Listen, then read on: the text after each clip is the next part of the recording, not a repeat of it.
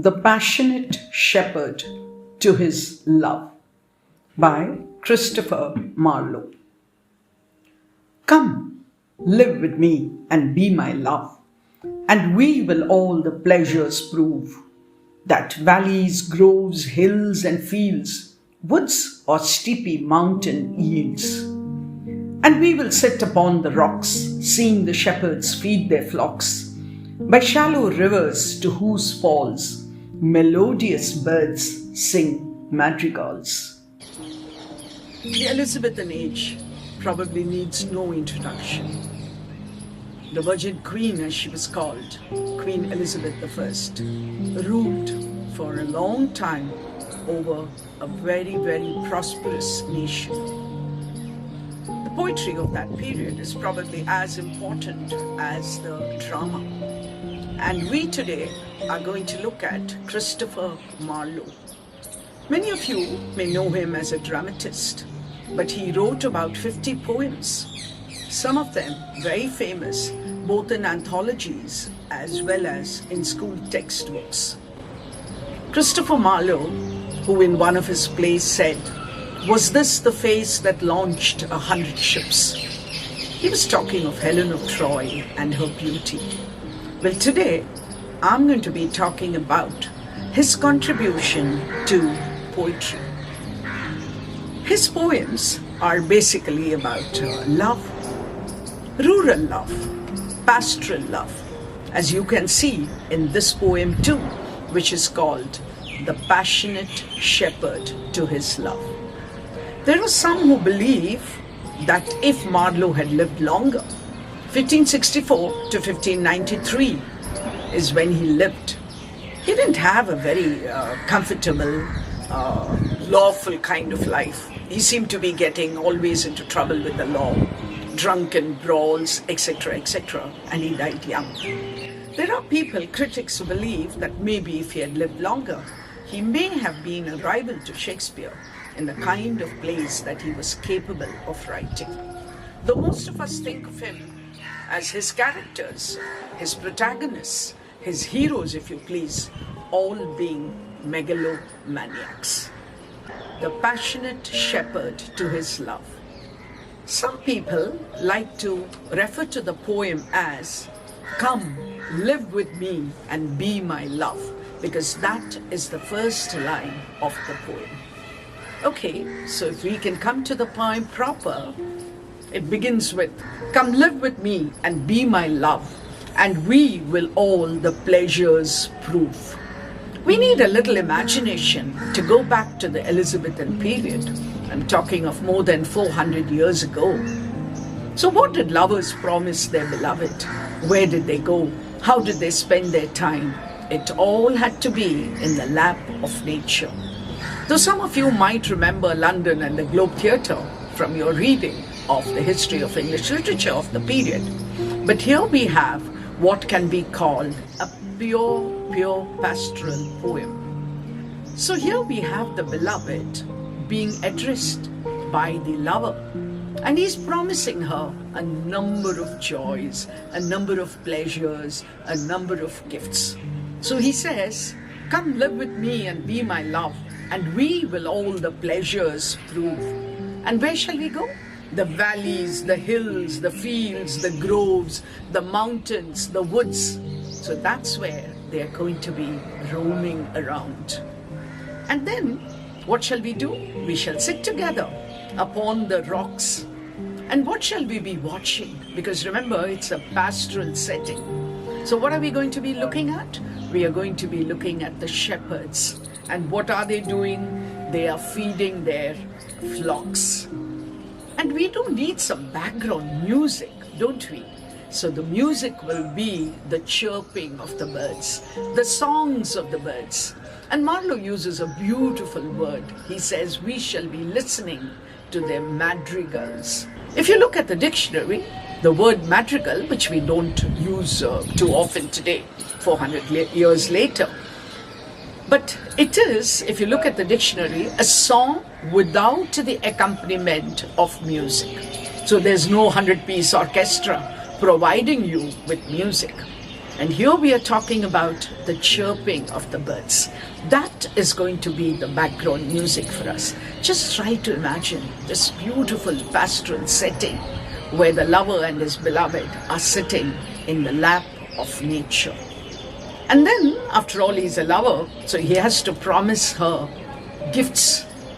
What are the gifts that you think of in our age of technology? All kinds of gifts may come to your mind. Maybe jewelry, maybe diamonds and what have you. But here he's a shepherd. So what can he promise his beloved? I will make thee, he says, beds of roses. With what? With fragrant posies. So flowers. The bed will be, not some Dunlop and not something like that, but it will be made of flowers. And I will give you a cap of flowers also, and a kirtle. Again, a little old-fashioned word. We need to go to the dictionary. A kirtle is a kind of a skirt or a tunic, which young girls in those days wore. And they'll all be embroidered, remember, because they are flowers. So he says they'll be embroidered with myrtle. We have talked about the shepherds, so the gown that he will make will be of the finest wool. Where will he get it from? Of course, you have so many lambs there. And then also fine slippers. Come with me, he says, and we will all the pleasures prove. You must agree that this is one of those simple pastoral poems which gives us so much of joy because of its simplicity, but at the same time, his love comes across very well. Any poem must have a number of figures of speech. Not must have, but does have, if it's a great poem. And therefore, some of the very, very simple figures of speech. Let me tell you first about the structure. 6 stanzas of quatrains. Quatrains, are 4-lined poems. And then you have a very, very simple kind of a rhyme scheme. AABB. Very, very musical. So some of the simple figures of speech are, let's say, simile and metaphor, which all of you know. Symbolism. Remember, when something stands for something else. So the rose, for example, for eternal love. My love is like a red, red rose. That was going to be said about 350 years later. But all of us would agree that when we think of the rose, it's always a symbol of love. And if it's a red rose, much more so. We have alliteration. When we are thinking of the sounds, we have alliteration. We have assonance, which I'm sure you have come across in earlier poems too. Assonance is the repetition of a vowel sound within the same line. And therefore, you have it coming again and again in the length of the vowels that he uses. Another very interesting figure of speech is enjambment, where the line spills on to the next line. So the line does not end at the end of that line. Remember, we're talking of poetry and therefore one continuous line, but it doesn't end there and it moves on to the next line. And therefore, a gown made of the finest wool, which from our pretty lambs we pull. So it's got of continuing. We call that enjambment. You need to look up the spelling also. And then many poets love exaggeration. The figure of speech that we use is hyperbole. Some people would insist on calling it hyperbole, where there is exaggeration. So this poem is filled with figures of speech. I think that was a part of the style of writing of the Elizabethan poets. So read the poem again and see how beautifully it sounds, both in terms of meaning and sound. When we come to the end of the poem, we wonder, what now? What next? So I must tell you that reading Elizabethan poetry, the sonnets of the period, this is not a sonnet, but the sonnets of the period, especially of, say, Philip Sidney or Shakespeare himself, remember, he wrote 154 sonnets. Reading them can give you a clear picture of the times, of the thoughts, of the ideas, and of course, of the way in which literature developed in those days. I would also welcome you to look at love poetry down the ages. Much later in the Victorian age, Elizabeth Barrett Browning was going to say, "How do I love thee? Let me count the ways." Maybe that too would be interesting. So when you read a poem, you don't stop there. But in fact, the poem should be a spur to lead you on to more and more poetry, either of the same poet or of a different genre.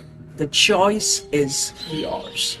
So come live with me and be my love. The poem begins with that, and the poem also ends with the same idea that we should be together. The shepherd's swains shall dance and sing for thy delight each May morning. If these delights thy mind may move, then live with me and be my love.